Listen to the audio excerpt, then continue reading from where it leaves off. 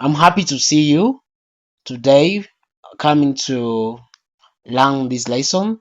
Ni isomo ryiza cyane tugiye kwiga. Ni imvugo 20 zikoreshwa n'abantu benshi kandi zikunze gukoreshwa cyane mu rurimi rw'icyongereza. So mu izo mvugo rero tugiye kureba hamwe. So ni imvugo zikunze gukoreshwa cyane mu buzima bwa buri munsi. Abantu bavuga amagambo adasanzwe mu buzima busanzwe ariko cyane aya ngaya ni amagambo akunze gukoreshwa nk'ibyo twita expressions cyangwa phrases mu rurimi rw'icyongereza. Ni amagambo udashobora gusanga nyine mu buryo bwa dictionary, ugashobora gusanga muri dictionary ariko akaba agaragaza uburyo abantu bavugana mu buzima busanzwe, nyine abantu bakaba bavugana. Rero biba byiza kumenya izi mvugo kuko iyo umaze kuzimenya biba bigaragara neza nk'aho uri umwongereza nyirizina, ukaba uzi icyongereza neza cyane, ubundi ukagaragara nk'umuntu ukivuga neza cyane, ufite fluence kandi unasanzwe anagikoresha. Iyo azi aya magambo aragufasha cyane. So muri ayo magambo rero tugira, muri izo expressions tugira za buri munsi, ni ukuvuga ibintu bisanzwe ariko mu buryo butaziguye, nyine mu buryo budasobanuye neza cyane uko washaka, nyine uko ubyumva mu kinyarwanda akaba ariko bitahita bivugwa direct mu rurimi rw'icyongereza. Urugero hari nka I'm good.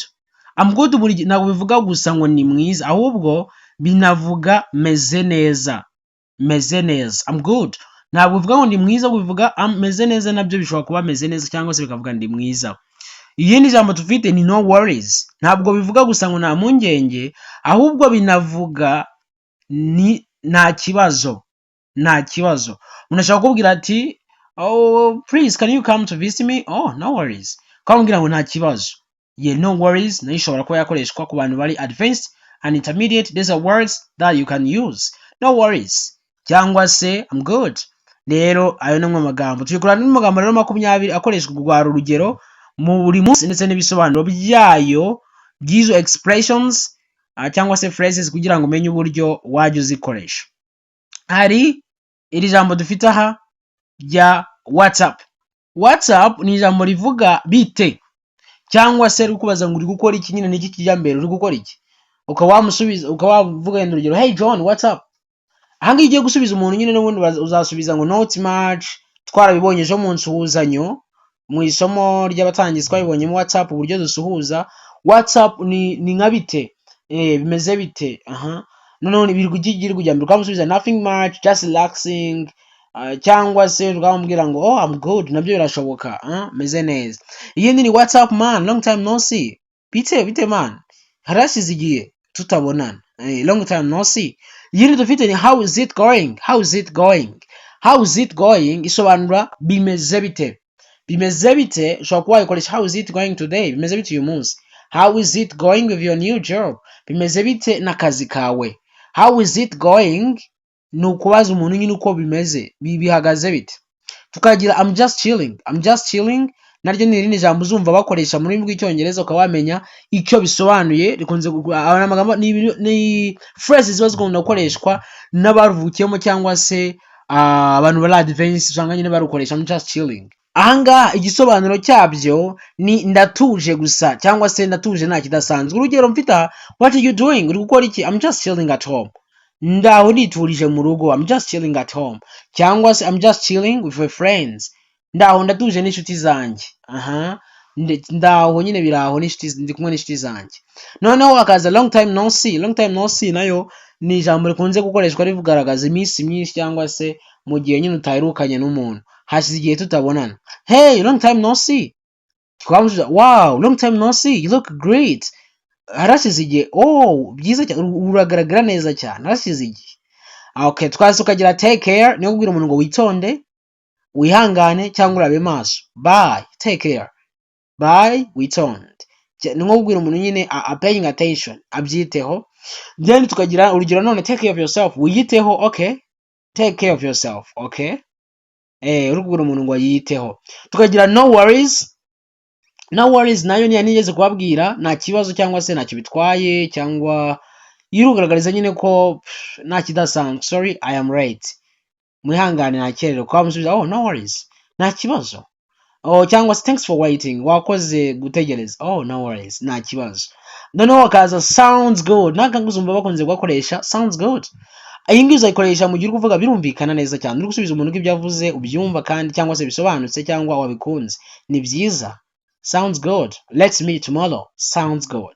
Ukaba wagasubiza umuntu mu gihe bw'iyi bintu ukabyumva neza, cyangwa se ushaka kumwereka ko wabyumvise nta kibazo, ushobora kumubwira sounds good, cyangwa se ukaba wambwira ngo your plan sounds good to me, umupango wa cyangwa se ibyo upanze numva ari sawa cyane kuri njye nta kibazo. Okay, iyindi jambo uzasanga bakunze gukoresha ni that's awesome, that's awesome, that's awesome bivuga ni byiza cyane. Example ni you got a job, you got a job, oh that's awesome, wabonye akazi, ibyo ni byiza cyane. Ahangaha your English is improving, icyongereza cyawe kiri kwiyongera, oh that's awesome, ibyo ni byiza cyane. Okay, that's awesome ikoreshwa mu gihe turi kuvuga ko ikintu ari cyiza cyane. Irindi jambo dufite aho ni I got it, I got it, I got it, I got it, iyo ngiyo bivuga nabyumvise cyangwa se nabisobanukiwe. Umuntu akabwira ibintu, oh okay I got it, nabyumvise. Okay, ahangaha urugero, do you understand? Yes I got it, urabyumva? Yego nabyumvise. Ahangaha don't worry I got it under control, nta kibazo rwose nabyumvise. Ntugire ikibazo, ntuhangayike, ndabifite rwose, ndabifite, I got it under control, ndabifite. So iyindi phrase ni I'm on my way, I'm on my way bisobanura ngo ndi mu nzira nza. I am on my way, I'm on my way, I'm on my way. Urugero ushobora kubaza umuntu ngo where are you? I'm on my way, I'm on my way coming to home, ndi mu nzira nza mu rugo. I'm on my way to work, ndi mu nzira njya ku kazi, I'm on my way to work. Oh where are you? I'm on my way to work, ndi mu nzira njya ku kazi. Iyo nayo wayikoresha. Ahandi ni no problem, no problem ishobora kuvuga ngo nta kibazo cyangwa ntacyo, nayo ni phrase ushobora gukoresha ugaragaza ko nta kibazo. Umuntu ashobora kuvuga thank you, oh no problem, nta kibazo, cyangwa se sorry for being late, mumbabarire kuba nakererewe, ko wambwira ngo no problem. Ahandi ni kuri 12 it's up to you. Igisobanuro ni ukuvuga ngo wowe ubyiteho n'ibyawe, cyangwa se ni ku bushake bwawe. Ingero ni do we go now or later, turagenda ubu cyangwa ikindi gihe. It's up to you, ni ibyawe. It's up to you, ni ibyawe, ni wowe uri buhitemo. Do we go now, turagenda ubu cyangwa ikindi gihe. It's up to you, ni ibyawe. Cyangwa se you can decide, ushobora kwanzura. It's up to you, ni ibyawe, ushobora kwanzura, ni ibyawe. That's it. None iyindi phrase uzakomeza kubona bakoresha ni that makes sense, that makes sense. That makes sense uyibwira umuntu ubwira ko nyine byumvikana, birumvikana, cyangwa se bifite ishingiro. Oh now that makes sense, noneho ubwo ngubwo ndabyumva birumvikana neza cyane. Your explanations make sense, ibisobanuro byawe birasobanutse neza cyane. Aho ngaho naho that makes sense nizera ko yumvise neza.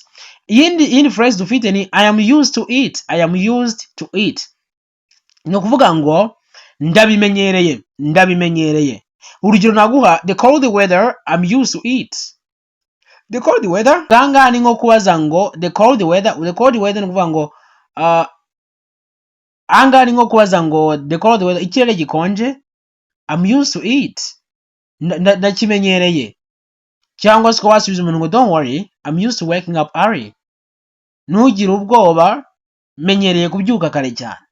Okay, irindi jambo uzasanga bakoresha ni it depends. It depends bivuga ngo biterwa nyine, ubwo ari byo uvuze biterwa. Urugero ukavuga ngo will you go, bizaterwa cyangwa biterwa. It will depends ni bizaterwa, it depends ni biterwa.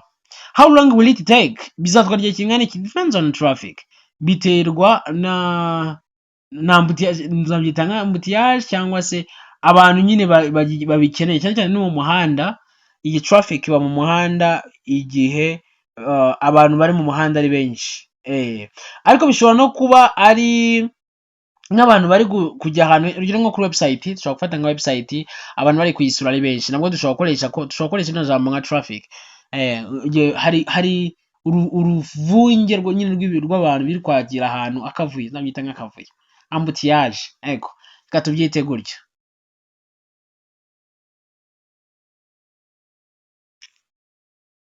Okay, irindi jambo dufite ni I can't wait. I can't wait nabwo uzabona abantu bakunze kuyikoresha. Ni I can't wait ni igisobanuro cya ndabitegereje cyane. Ndabitegereje cyane ni ukuvuga ngo ndabitegereje cyane, ashaka kubibona, ntegereje kubona cyangwa gukora icyo kintu, nyine ukumva ntabwo kiragutindiye cyane. I can't wait to see you, ntegereje kukubona cyane. I can't wait for the weekend. Ntegereje cyane weekend, ndayitegereje cyane. Can't wait ikoreshwa iyo turi kuvuga ko ikintu gitegereje cyane. Oh, hari babwira ngo hari event izaba iki n'igikombe. Oh, I can't wait. I can't wait to see that. Ndategereje cyane kureba ibyo bintu. So ikindi ni let's get started. Let's get started muzasanga bayikoresha cyane, ikoreshwa ivuga ngo reka dutangire, mureke dutangire. Okay team, let's get started. Okay keep, mureke dutangire. Let's get started with today's lesson. Reka dutangire n'isomo ry'uyu munsi. Urwo rwari urugero. Ahandi ni I'm proud of you. I'm proud of you nariyo ni phrase ikunze gukoreshwa ivuga ngo ndakwishimiye cyangwa ndakwemeye. Urugero kuvuga ngo you did a great. Wakoze neza cyane. I'm proud of you. Ndakwishimiye. Ahandi ni I'm proud of your progress. Nishimiye aho ugeze. Ahandi dufite irindi phrase ni that's true. Ibyo ni byo. Nukuri, nukuri. English is not easy. Icyongereza ntabwo cyoroshye. Hano kavuga ngo that's true. Ibyo nukuri. Ushobora kubwira umuntu that's true.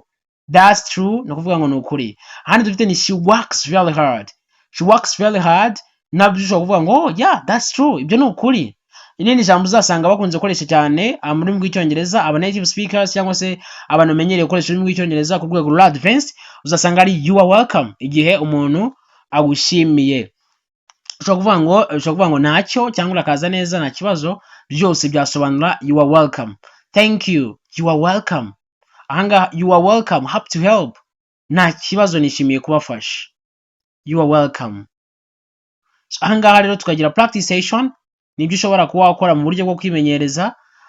Practice session ya mbere nakubwira exercise ya mbere ni ukureba interuro z'icyongereza ziri hejuru zitandukanye, hanyuma ukagenda uzivuga mu buryo bwawe nkaho uri kuba wabiganira n'inshuti yawe. Urugero hey, long time no see. Then B akaba yasubiza yeah, I've been busy with work. Nari muze n'akazi. Exercise ya kabiri ushobora kwandika ngo ushobora kwandika interuro ukoresheje izi mvugo mu mibereho yawe bwitwa bavuga uti urugero I'm on my way to church. Ndi mu nzira njya ku rusengero. That makes sense now.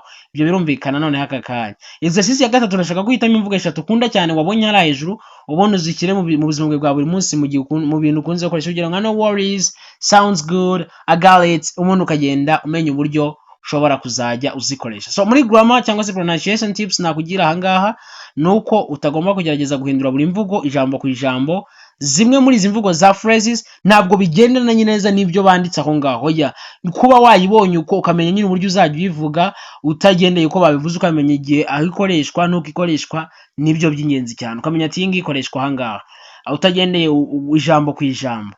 Ikindi ni ukugerageza kuzivuga mu buryo busanzwe uko zivugwa n'abavuga icyongereza. Ikindi cya gatatu ni uko uzajya wumva video cyangwa filimi cyangwa indirimbo zifite izi mvugo zitandukanye, ubundi ukamenya neza uburyo zivugwamo neza. Hari n'izindi ziba zigiye zitandukanye ushobora kugenda wumva ukabimenya neza. Urugero I got you n'izindi nyinshi zitandukanye ushobora kugenda umenya. So nizere ko rero izi mvugo bamwe zimwe si ubwa mbere uzibonye, izindi ushobora kuba ari ubwa mbere cyangwa se ukaba utaruzi uko zikoreshwa, ariko nizere ko ino video igufashije kandi ukaba ushobora kuba wajya uzikoresha neza mu buzima bwa buri munsi uvuga icyongereza. Ubundi ufite ikibazo hari bifuza gusobanukirwa neza, please feel free to reach out to me inbox. I'll be happy to support you and help you and make sure you are able to speak English very well. So talk to you soon. Love you so much. Bye bye.